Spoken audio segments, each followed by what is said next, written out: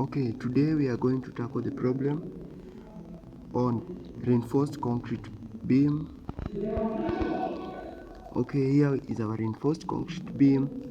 Here we have the steel bars, we have the breadth and the depth edge, and this is our transformed section of steel, and here is the area above the neutral axis of concrete. So the concrete below the neutral axis cracks in tension and therefore does not contribute to the bending strength of the beam. We are therefore going to neglect it when calculating for the stress. The area of steel is transformed to an equivalent area of concrete. Here we have the area of steel, and therefore we are going to transform it to an equivalent area of the concrete, and this is the area that we are going to consider when we are going to consider the area below the neutral axis. The equivalent area of concrete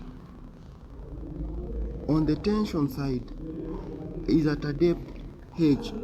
This is now the equivalent area of concrete in tension is at a depth h from the surface.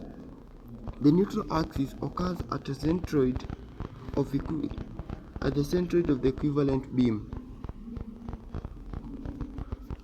Now here the summation of the area below the neutral axis must be equal to the summation of the area above the neutral axis. So therefore we are going now to take the area above the neutral axis, whereby we are going to take the B multiplied by N multiplied by the centroid.